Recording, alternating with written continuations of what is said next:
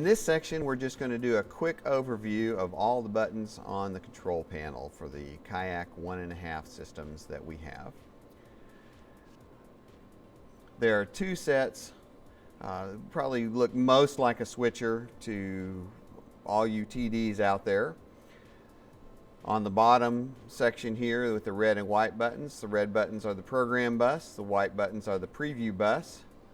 On the yellow buttons, the top row is the program bus, the bottom row is the preset bus or preview bus.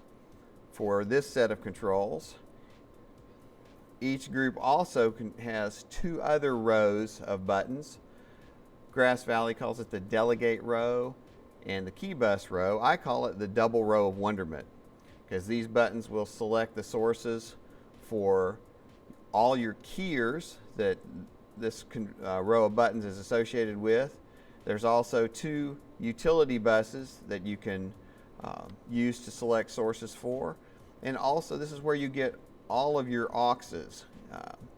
In our 1.5 system, we have 12 auxes. The system is capable of expanding up to 24 auxes, of which 20 can be controlled by these buttons here that you see. In addition to that, the routing for the RAM recorder is also controlled by these buttons. They refer to them as ST, but it is the RAM recorder. 6 channels, ST 1 through 4, and then shifted you see the 5 and 6. Now if we move just a little bit over to the right, we also see the buttons for the macro creation. Just point those out. The record button, if you want to insert a time pause, if you want to delete the macro, and then just to be in the macro mode, you would hit what they call the make key or macro key button. And those 4 buttons are going to be really important. We'll just talk about how to make and use macros a little later on. Now let's move down over to the transition section. This is the section right here on this bus, and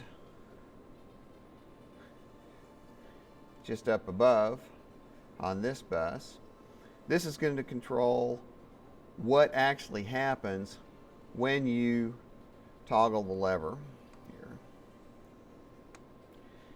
As you can see right now, the background layer is lit.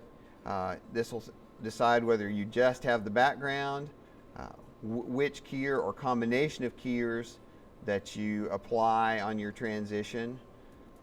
And there are a few different selections here that you can do. You can see it has a DPM button, an additive button, a mix button, and a wipe button.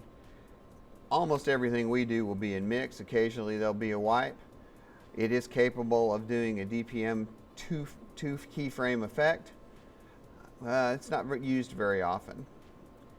You'll also see here it says ME with a circle around it. That's actually the half ME button. If you just immediately want to control the half ME, you can hit that button and you're controlling the half ME. We'll take that back, and now this set of buttons is controlling the full ME again. There